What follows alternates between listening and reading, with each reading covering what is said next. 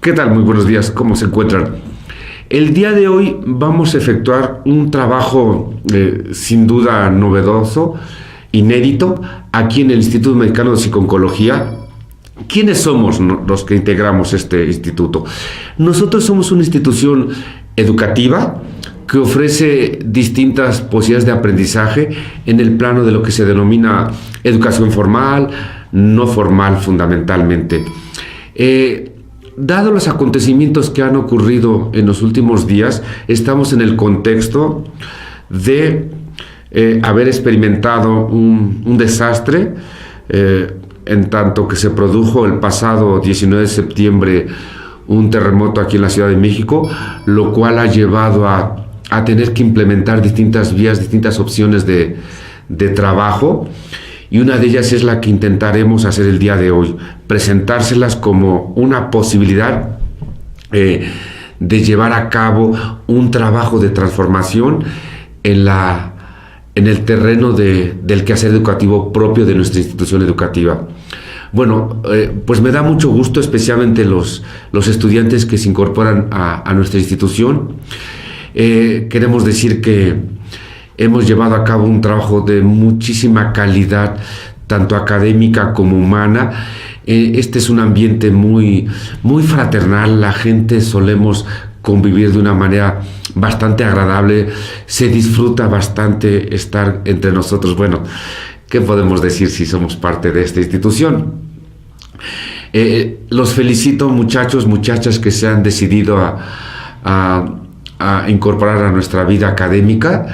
Van a ver que les va a gustar, van a disfrutar bastante la carrera y es increíble el tiempo, cómo se va. En 3 años ustedes están concluyendo y lo que van a encontrar no solo es un cúmulo de experiencias y un universo impresionante de cosas que no hubieran imaginado, pero también les voy a decir que se abre la posibilidad de una suerte de apetito de conocimiento. La gente que ingresa con nosotros, un porcentaje muy grande, no se queda con la licenciatura, sigue estudiando, especialmente posgrados, y explora y desarrolla ideas, establece planes, por ejemplo, a veces de montar su propia línea de espacio laboral. Otros se incorporan, otros desarrollan cosas que ya venían realizando. En fin, muchísimas felicidades por este paso que están dando, de nuevo, especialmente los estudiantes de primer ingreso. Y que bueno, vamos a estar por aquí, nos vamos a ver en los pasillos, en los distintos planteles. Mi nombre es Andrés Gómez Espinosa, soy profesor de diversas licenciaturas, particularmente en psicopedagogía, soy el decano, soy psicólogo, soy pedagogo, bueno, y otras cosas. Entonces, el día de hoy, como les decía, estamos implementando esta forma de contactarnos en virtud de crear a la vez una serie de materiales audiovisuales que permitan contribuir y reforzar el trabajo que se hace tanto en el plano del salón de clases como el que se lleva a cabo, le llamamos nosotros, de manera extraescolar.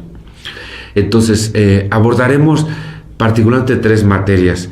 En el caso concreto de los estudiantes de primer ingreso, comenzaríamos por la materia de antropología filosófica. Esta es una materia muy, muy interesante. Para algunos, no quiero basarme en la experiencia de impartir esta materia, para algunos estudiantes les resulta un poco compleja. Les pasa así como que lo que tiene que ver con filosofía es así como muy abstracto, muy difícil de representar, así de llevar una realidad. En el caso concreto de la carrera de psicopedagogía, esta materia de antropología filosófica se inserta en una línea teórica de formación teórica que tiene que ver con crear las bases para contribuir al desarrollo del pensamiento científico. Suele ser una especie de propedéutico para las materias de investigación. Muchachos, muchachas, no se olviden que el hecho de de insertarse en esta línea educativa, en este que llamamos trabajo académico, ha implicado que ustedes decidieron formarse, mirar las cosas, explicarlas, entenderlas desde un plano fundamentalmente científico. O sea, la idea que tenemos de lo académico, ¿qué es lo académico? Lo académico, en este primer momento, la propuesta que les voy a hacer es entender lo académico primordialmente como aquello que es científico. Por eso, los profesores que damos clase en nivel de educación superior, sea licenciatura, maestría o doctorado, en el caso mexicano se les denomina académicos, somos académicos, mientras el concepto general de profesor se refiere a quien busca propiciar que el otro, que alguien aprenda. En la actualidad, bueno, desde hace algunos años, les llamamos facilitadores de aprendizaje. Entonces, el concepto de profesor es un concepto muy amplio y es aquel que busca, a través de distintos medios, de distintos recursos, propiciar que el otro aprenda, que el otro se transforma. Y por lo tanto, el profesor en general puede recurrir a información ya elaborada, crear la propia, en fin, por eso es que tradicionalmente incluso se hablaba de o se utilizaba esta expresión de transmisor de conocimientos, pero hace muchos años que ese término se opta por no usarlo, entonces se emplea el de facilitador. Y por facilitador se está refiriendo a que el profesor se vale de distintas formas, lo que esté a su alcance, escribe, dibuja, baila, canta, lleva a sus estudiantes fuera de la escuela a prácticas, porque está tratando que sus estudiantes aprendan, ¿no? Bajo esta idea de que es el estudiante fundamentalmente la instancia que tiene la posibilidad de transformarse. En esa idea clásica de otros tiempos donde se pensaba que el maestro era la parte principal y precisamente transmitiendo el conocimiento al otro, ese modelo se ha rebasado o se ha agotado desde hace varias décadas, ¿no? Algunos incluso lo representaban como quien vacía líquido sobre el otro, ¿no? Quien transmite, quien emite así como conocimientos, saberes sobre el otro. Hace ya algunas décadas que esta idea se ha revisado y se ha llevado a pensar que en realidad, en gran medida, son los estudiantes quienes propician, quienes logran transformarse en lo que llamamos aprendizaje. Bueno, entonces, volviendo a esta idea de qué es un profesor y qué es un académico, nosotros los profesores universitarios de educación superior somos académicos, es decir, no solo divulgamos o acudimos a conocimiento ya elaborado, sino también se está esperando que generemos conocimiento. En el caso de estas áreas que impartimos aquí en nuestra Instituto Mexicano de Psico-Oncología, bueno, para quienes no lo sepan, acostumbramos decirlo de forma diminutiva, afectiva, IMPO. Nos referimos al IMPO para no tener que decir Instituto Mexicano de Psicología, ¿no? Como psico-oncología, como una forma práctica de entendernos. Entonces ustedes van a escuchar durante la carrera muchas veces el IMPO, ¿sí? Somos IMPO en esa abreviatura. Bueno, entonces quienes impartimos clase en educación superior se considera que somos académicos. Es decir, no solo recurrimos a conocimiento, a información ya construida, ya creada, sino también tenemos una responsabilidad de generar conocimiento. En el caso, les decía, de las licenciaturas que se imparten en el IMPO, pues son básicamente licenciaturas que se instalan en aquella área del conocimiento denominada Ciencias Sociales y Humanidades. Entonces, bueno, nosotros no creamos así como inventos físicos, pero sí creamos ideas, creamos propuestas didácticas, creamos propuestas clínicas, creamos propuestas de transformación humana y muchas ideas, muchos conceptos. Somos punta en varias áreas de conocimiento respecto a las instituciones educativas que hay en nuestro país. Por ejemplo, en el ámbito de lo tanatológico, pues somos de lo mejor, modestia aparte, somos de lo mejor que hay en México, y también hay un área que está impulsando muy fuerte en el caso concreto, que es, por ejemplo, el enfoque psicológico transpersonal. En eso también somos pioneros, somos precursores. Recién se ha abierto una licenciatura, una maestría en nuestra institución, que es estudios sobre el suicidio. Hacer del suicidio un cuerpo teórico, una construcción investigativa, eso es novedoso, incluso en pocas partes del mundo. Me atrevo a decir que incluso somos los pioneros, los precursores a nivel mundial. Entonces, claro, eso va acorde con el trabajo que se requiere y se espera del mundo académico. Bajo esta condición, entonces, ser académico implica estar trabajando y generando conceptos, estableciendo planteamientos de carácter estructuralmente, fundamentalmente científico. Bueno, bajo esa idea, lo que intentaba recordarles era que ustedes optaron por esta línea, esta forma de vida, que es una forma científica. Entonces, pues bienvenidos a un mundo en donde a veces vamos a tener que confrontarnos, despojarnos de conceptos, de ideas que no necesariamente van a tener una aceptación en el espacio y en el trabajo científico. Y no me refiero a la idea de que ustedes, su voz sea silenciada, no, desde luego.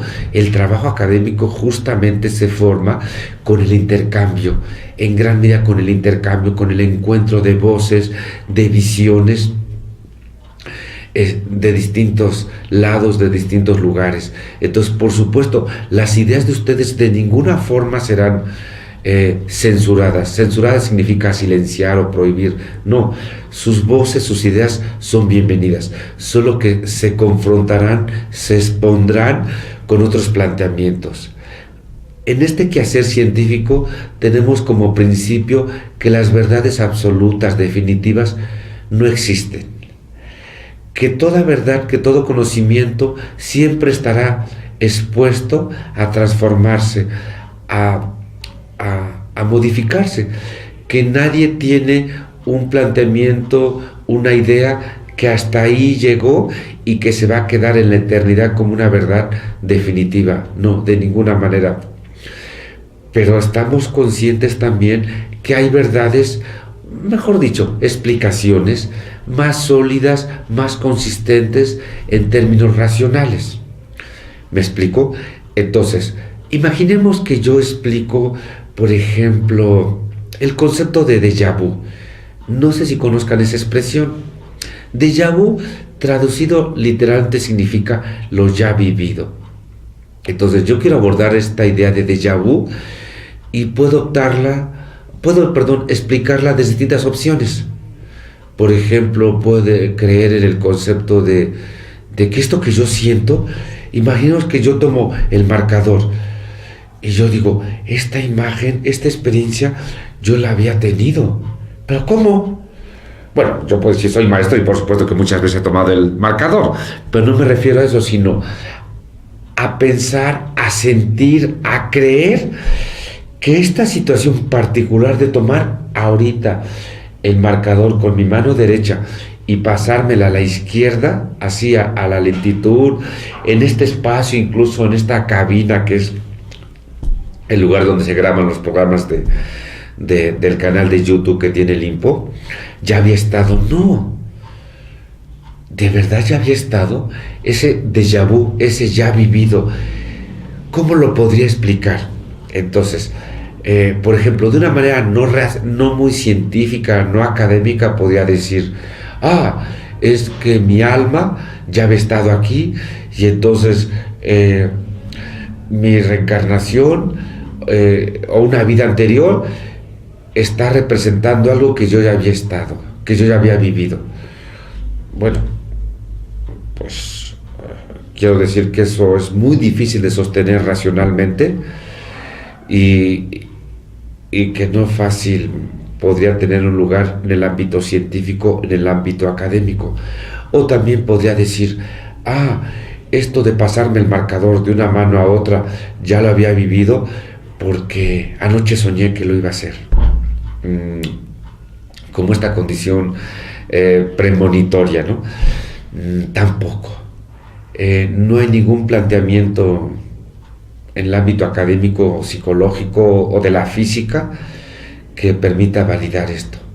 Pero en cambio, por ejemplo, si digo, ahora voy a intentar dar una explicación académica, diría, por ejemplo, tomaría el modelo de explicación en cuanto a que nuestro cerebro, ya lo han escuchado, uno de los aspectos de, digamos, limitatorios o que dividen el cerebro es hablar de los hemisferios izquierdo o hemisferio derecho y hemisferio derecho. Entonces podría decir, bueno, sabemos que los hemisferios no siempre trabajan a la par, no siempre trabajan, digamos, de forma simultánea, ¿no? O sea, al mismo tiempo, sino que pensaríamos que un hemisferio, por ejemplo, mi hemisferio izquierdo, captó la experiencia y que cuando llega al hemisferio derecho, esa experiencia ya está registrada en mi sistema nervioso, de tal manera que genera antecedentes sobre eso. Pero esto ocurre a una velocidad increíble, increíble. Recuerden que nosotros nos movemos, nuestro sistema nervioso tiene una participación muy importante el aspecto eléctrico. Entonces, los aspectos eléctricos viajan a velocidades muy, muy increíbles, ¿no? O sea, como lo representamos en la luz se desplaza, bueno, esto lo saben desde secundaria algunos, a 300.000 kilómetros por segundo, o sea, rapidísimo. Entonces, cuando llegue esta información que el área de mi cerebro, por ejemplo, yo decía, izquierdo, ya había captado lo que estoy viviendo, cuando llegue a la otra, a la derecha, a mi hemisferio derecho, entonces ya hay antecedentes.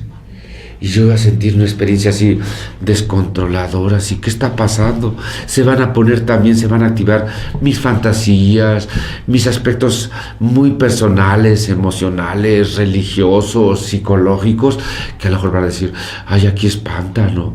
Esto es aterrador. Entonces, nosotros pues todo lo discutiríamos, ¿no? Todo lo analizaríamos, lo platicaríamos. De nuevo, no se rechazan las ideas solo porque sí, sino se busca racionalmente esto que utilizamos a menudo para tratar de darle validez a algo con condiciones argumentativas, argumentos, o sea, expresa a través de procesos racionales, trata de darle solidez, validez a eso que estás diciendo. Entonces, no sé qué les pareció ahora el ejemplo que yo utilicé para explicar el déjà vu. Digamos, utilicé tres líneas explicativas. La primera dije, bueno, puedo sostener que lo que estoy viviendo ya lo había vivido y estoy pensando en una especie de reencarnación. Que la vida, que los sujetos, reencarnamos, ya habíamos vivido y volvemos a vivir lo ya vivido, ¿no? Digamos, mi vida anterior ya había estado en algún lado, ¿no? Esta es una explicación no muy académica, no muy científica y por lo tanto no muy racional. La otra explicación que aludí era decir que esto que estoy viviendo yo lo había soñado, que en algún sueño apareció y que se anticipó. Esto tampoco tendría mucha consistencia, racional, científica, porque no hay ningún dato, no hay ninguna prueba que en efecto los sueños nos permitan adelantarnos a acontecimientos, a hechos, a sucesos.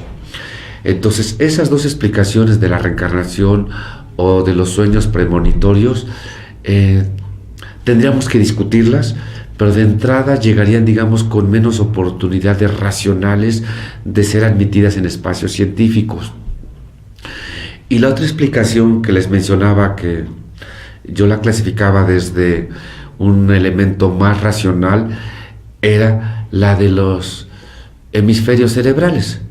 decir que los hemisferios no trabajan en general o en muchas ocasiones de forma simultánea, a la par, y que bueno, un hemisferio podía ir más anticipado que el otro, de tal manera que cuando el otro se incorporara a la experiencia que estaba viviendo el sujeto, los antecedentes que ya estaban registrados en el sistema nervioso podían llevarlo a suponer, a sentir, a pensar que esa experiencia ya la había vivido. Entonces, bueno, esto es apenas un adelanto de lo que van a vivir ustedes durante la carrera. Espero que no sea tan aburrido, pero como les mencionaba, ustedes se van a formar, ya la traen, por supuesto, ya muchísima formación científica, todo el tiempo están explicando, actuando, solicitando, practicando, o incluso llamémosle consumiendo ciencia, ¿no? Toda la tecnología es el resultado de un quehacer científico. Entonces, el punto está en recordarles que han optado por llevar a cabo un estilo de vida fundamentalmente científico, y que de esa manera carreras como esta que les mencionaba, antropología filosófica, bueno, insistirá o tiene como objetivo que ustedes vayan consolidando, construyendo más elementos de carácter racional para aquellas experiencias, aquellas situaciones que ustedes lleven a cabo, tengan una condición más sustentada, ¿sí? ¿De qué trata la materia antropología filosófica? Híjole, podríamos decir en un primer momento que es el ensamble, la reunión de dos ciencias al mismo tiempo. ¿Cuáles? Como su nombre lo dice, la antropología y la filosofía. Vean, nada más y nada menos que esas dos ciencias. Son ciencias complejas, pues a lo mejor para algunas personas han creado esa especie de referente, imagen y en muchos casos prejuicio. Si le preguntas a un filósofo, ¿es difícil la filosofía? Va a decir, pues yo soy filósofo, lo hice, y entonces es más probable que incluso apele a la idea del placer de pensar, ¿no? ¿Qué hace la filosofía, no? Nosotros diríamos un filósofo, pues genera ideas. Tiene como un recurso primordial la reflexión. Y la reflexión es incluir elementos que en conceptos previos, en ideas existentes, no se habían considerado. Que en realidad suele definirse a la filosofía como, a veces, como se puede hacer filosofía de todo, literalmente, le llaman así como una especie de ciencia imperial, ¿no? O sea, la idea de un imperio es que toma o invade otras áreas, ¿no? Algunos dicen que es la ciencia de las ciencias, otros le dicen que es la madre de las ciencias. Eso parece un poco hasta, digamos, vanidoso, bueno, especialmente si proviene esta declaración de un filósofo, pero la filosofía tiene como elemento central de su atención, de su interés, al ser. Al ser.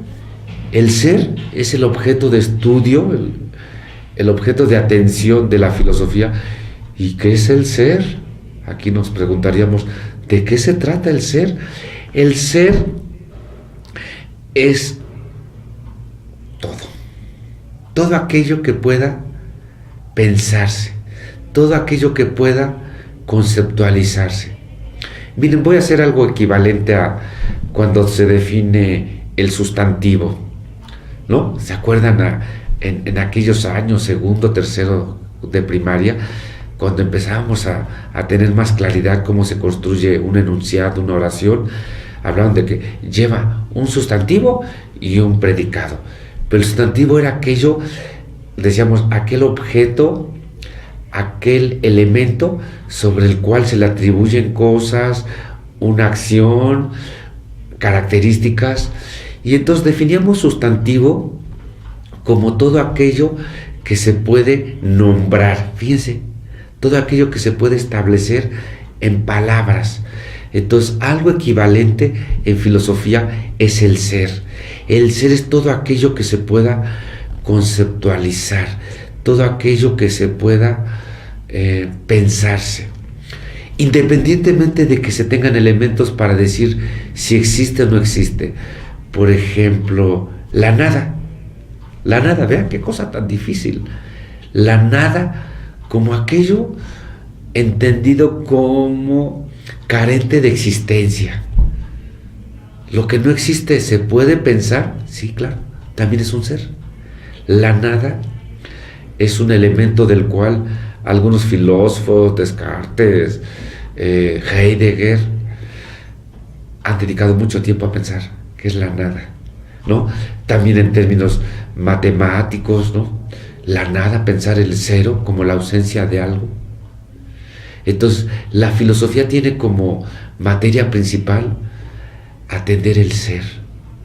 Y como les decía, el ser es todo, literalmente, pues entonces la filosofía se puede dedicar a cualquier cosa, a pensar cualquier cosa. Puede ser una filosofía del amor, claro que sí. Puede ser una filosofía del sexo, sin duda. Puede ser una filosofía de las necesidades biológicas, el hambre, el sueño, el respirar, por supuesto. Todo puede pensarse. Vean qué amplia es la filosofía. No le tengan miedo, no le tengan miedo. Yo no soy filósofo, y les confieso, incluso les comparto un asunto personal. Yo decido ser psicólogo como una manera más accesible de acudir a este trabajo, este ejercicio de pensar las cosas. Es muy común incluso que los psicólogos sean una suerte de filósofos no acreditados, por lo menos en términos de las instituciones o las certificaciones que te validan como tal. Pero la filosofía es maravillosa. Te lleva a puntos de encontrar lo que no hubieras imaginado, de hacer visible lo invisible, de verbalizar lo impronunciable. Entonces, yo les invito a que se acerquen, no tengan tantos miedos, tantas amenazas, que ser filósofo es de gente increíble. No, es cierto, yo tengo un respeto y una admiración grande por los filósofos. Es asombrosa su capacidad de profundizar, de mirar aquello que a los demás nos había parecido invisible, inadvertido. Entonces, bueno, de eso se encarga la filosofía. Tenemos apenas unos primeros trazos de qué es la filosofía. Y por otro lado tenemos la antropología. ¿Y de qué trata la antropología? Pues la antropología se define como una ciencia social que estudia al ser humano. Al ser humano, bueno, aunque tradicionalmente se diría al hombre, antropos. Pero bueno, como estamos en tiempos donde cuidamos el alcance de los términos, es mejor referirnos a la especie humana, ¿no? Es la clasificación, digamos, científica. Y la especie humana, la condición humana implica a los géneros, ¿no? Mujeres, hombres, niños, adultos. O sea, el término hombre, digamos, parece ya insuficiente. Entonces, digamos, estudia todo lo humano. Entonces, a veces se entiende que la antropología estudia fundamentalmente la cultura o exclusivamente la cultura. No, la antropología estudia al humano y lo estudia en tiempos pasados, en tiempos actuales, en tiempos futuros, por supuesto. Pues se puede hacer una perspectiva del humano, ¿no? Claro, también en general la antropología suele estar, al menos en las formaciones que se imparten otra vez en los mundos académicos, suele estar dividida en dos ámbitos. Gente ha encontrado una antropología física, que tiene mucho que ver en el ámbito del orgánico, una antropología física, y otra antropología social. Por eso es que al principio la definía como una ciencia social. Entonces, eso es lo que nos interesa abordar. La antropología entendida en el plano de atender lo humano, pero en su dimensión predominantemente social. Entonces, ¿eso qué implicaría? ¿Cuáles serían los ejemplos de qué estudia la antropología como ciencia social?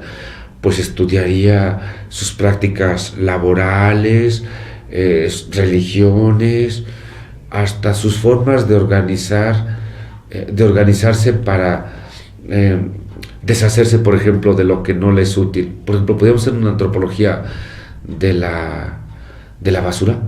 Sí, sí, claro, es muy interesante cómo tú puedes tomar datos o tomarlos como datos, por ejemplo, el tipo de basura que se tira en una región, o sea, en un lugar y también en un tiempo, ¿no? Por ejemplo, a mí me gusta ver el tipo de basura que la gente tira en la época navideña, en diciembre, ¿no? Gente es mucha basura. Su basura en diciembre es más abundante que en otros momentos del año. Por ejemplo, ves cajas de que tenían empaquetado aparatos electrónicos, computadoras, televisores, equipos de sonido.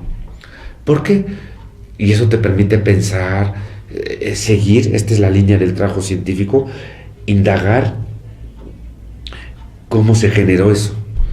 Y bueno, no es tan, esto es más o menos conocido, pero pues la gente tuvo más recursos, el aguinaldo, juntó dinero, ¿no? Lo ahorró para adquirir productos que no compraría cotidianamente, y que bueno, el hecho de desprenderse de esos objetos, de la basura, implica ver que se tuvieron capitales, o sea, mayores cantidades de dinero que en otros momentos del año.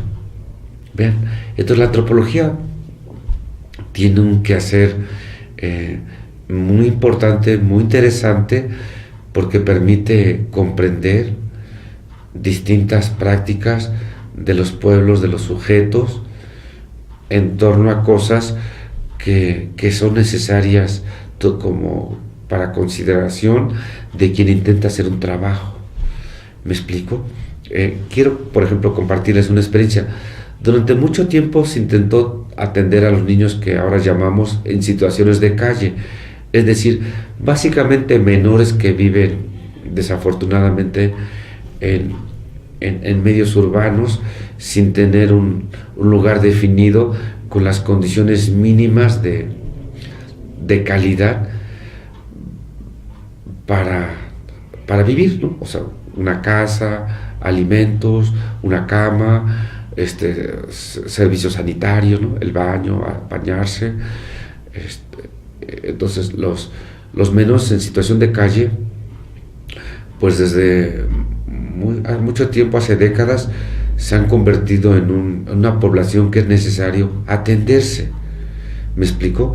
Entre los principios que se trabajan tanto en el plano de las instituciones públicas, o sea, el gobierno, como el sector privado, como la sociedad civil, han buscado atenderlos, ¿no? O sea, trabajar en aquello que llamamos justicia social, o sea, la calidad de vida que se tiene con ciertos elementos imprescindibles, que esté al acceso de toda la población. Entonces, pues lo inmediato para muchos fue pensar en llevarle cosas, ¿no? No sé, proveerles de comida, llevarles ropa, llevarles cobijas, ¿no? O sea, algo con que pasar la noche. Pero resultó insuficiente. ¿Por qué? Porque finalmente los menores, bueno, el hecho de tener comida no resolvía su situación alimentaria. ¿Me explico? El estar en la calle implica estar día a día tratando de enfrentar situaciones muy adversas que les permitan obtener el alimento, ¿no? Y respecto a darles ropa, bueno, pues no tienen un sitio en donde guardar, o sea, pueden ponerse la que les obsequias, pero no donde resguardarla, o sea, no tiene una casa, ¿no? Una cobija igual podrían quizá guardarla durante algún tiempo, pero extraviarla con mucha facilidad. Entonces, pues resultó que gran parte de las medidas para cambiar la vida, hacer una vida más, pues más confortable para estos menores en situación de calle, gran parte de las medidas que se emprendieron, que se llevan a cabo,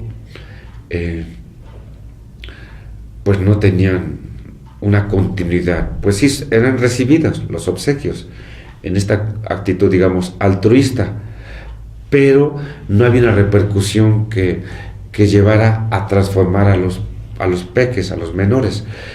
Entonces, obviamente, con auxilio de la antropología, se revisaron algunos aspectos que permitieron tener más acceso. Por ejemplo, observar primero las prácticas de ellos, ¿no? ¿Y cómo se podía observar eso?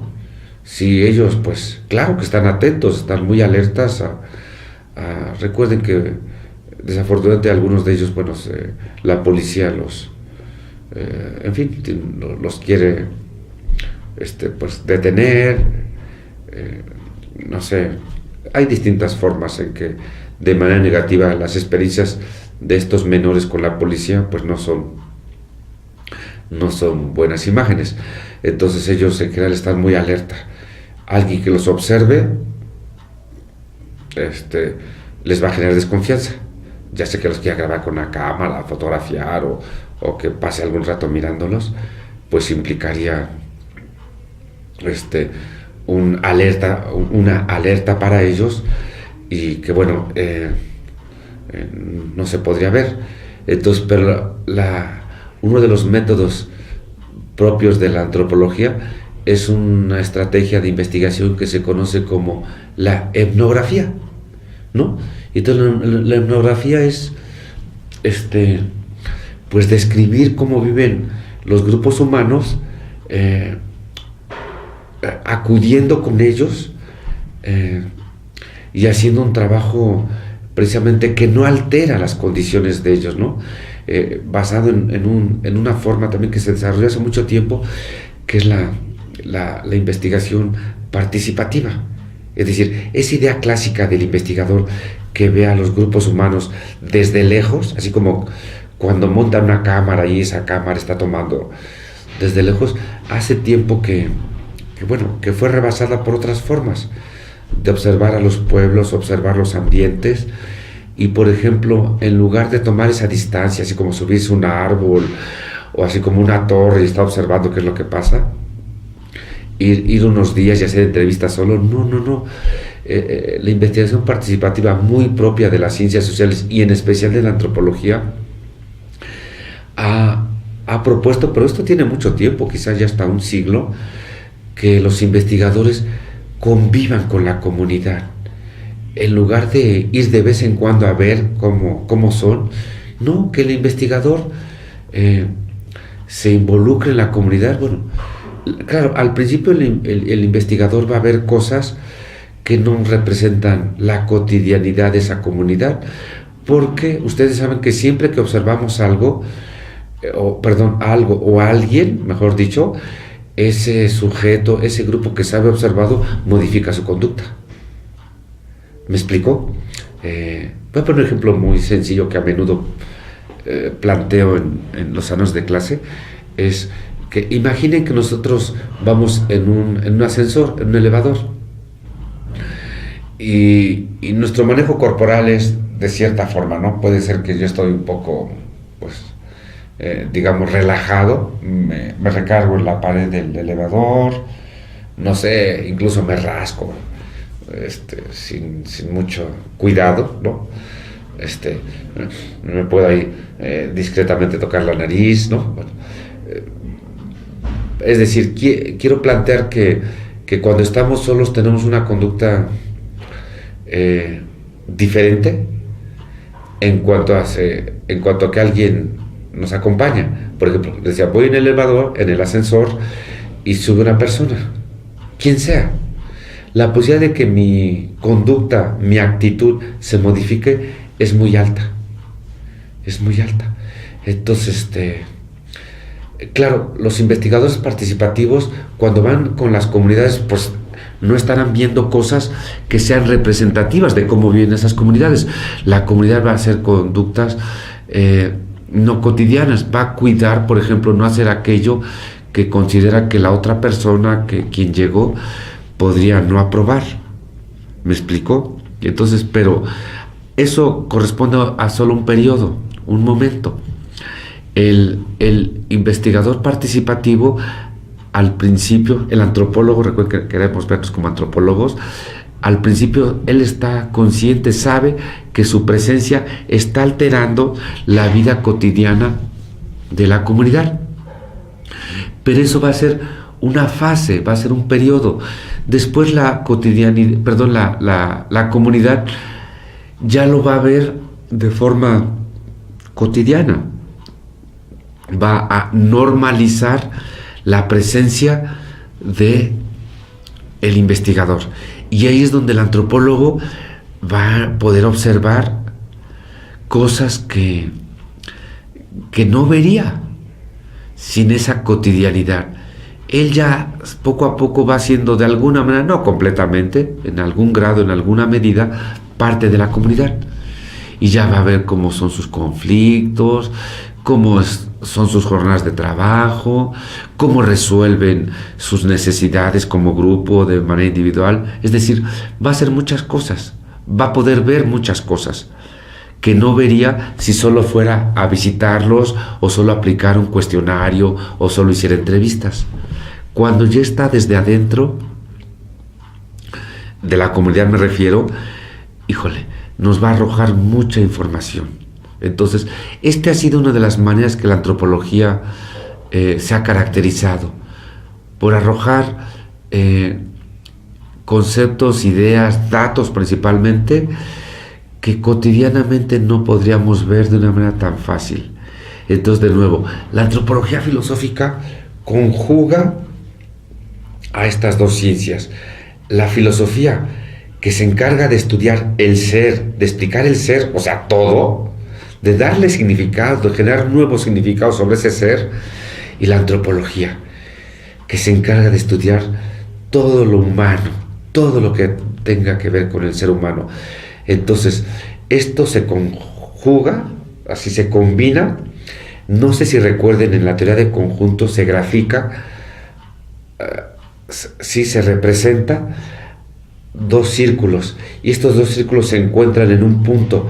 Ese punto le denominan precisamente en esa teoría de conjuntos, le llaman la intersección. Entonces, la filosofía y la antropología tienen un elemento en común.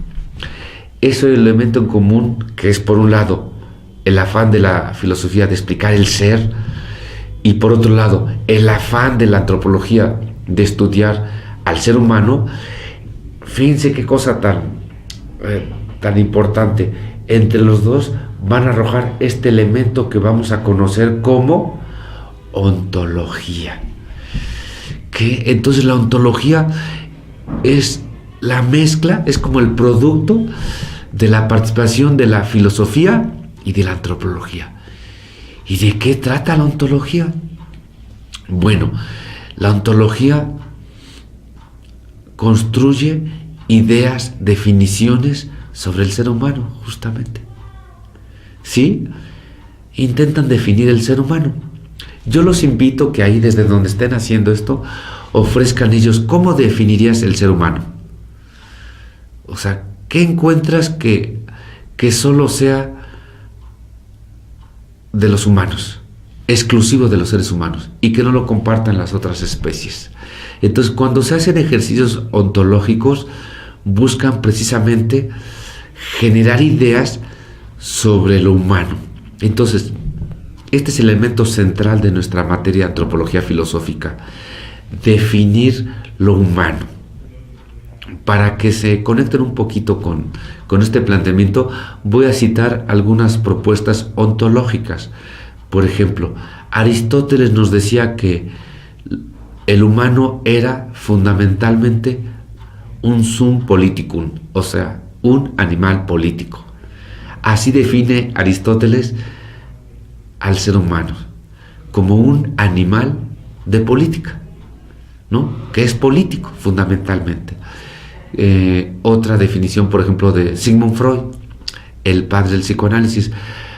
Para Freud, lo humano es fundamentalmente un ser, vean la parte filosófica, un ser de deseos, un ser que aspira a ser, a vivir, a tener o a estar, de cierta manera, desear. Fíjense cómo lo define Freud. Marx, a Carlos Marx, o Karl Marx, como quieran llamarle, Marx, para Marx el ser humano es un ser fundamentalmente económico. Es decir, que al humano lo caracteriza la manera en que se vale para sobrevivir, es la forma elemental de la economía, la supervivencia, y principalmente cómo se distribuye esos recursos de supervivencia. Entonces, para Marx, el ser humano es un ser económico. Mientras para un literato, un filósofo como José Ortega y Gasset, español, el ser humano es un ser fundamentalmente de situaciones accidentales, es decir, de circunstancias. Así define el humano Ortega y Gasset. El ser humano es un ser producto, consecuencia, fundamentalmente de aspectos que se han suscitado de forma imprevista, de forma casual, de forma circunstancial. Bueno, pues hasta aquí llegaría esta primera sesión, esta aproximación en la materia antropología filosófica. Les decía, es una materia que demanda una capacidad de abstracción. ¿Y qué es la abstracción? Es una capacidad de simbolizarse, de representarse. ¿Me explico? Si yo digo, este es un marcador, pero lo represento de una forma en que digo, este es un emisor de expresiones que se plasman en objetos. Ya estoy haciendo una abstracción, ya no me refiero al significado cotidiano, inmediato, concreto que todos tenemos, sino estoy representando de una forma indirecta. ¿Sí? Abstraer es separar. Me separo de lo concreto para llevarlo a un plano de lo simbólico. Entonces, en esta materia vamos a hacer muchas experiencias de carácter abstractivo. No se espanten, es sencillo y es divertido también. Bueno, pues gracias por su atención. Recuerden hacer su propia propuesta de carácter ontológico. Definan lo humano para ustedes, qué es lo humano. Algunos libros que podrían servir como pauta para apenas aproximarnos a esta materia. Bueno, a mis alumnos les gusta mucho, en la experiencia de impartir esta materia de antropología filosófica, el libro de Óscar de la Borbolla, que se llama La rebeldía de pensar. ¿Sí? Fíjense qué título tan provocador. El pensar es una condición rebelde. Sí, así lo plantea Óscar de la Borbolla. Está editado por la editorial Imagen. Entonces, bueno, yo les sugeriría, les propongo que adquieran este libro. Desconozco si está digitalizado.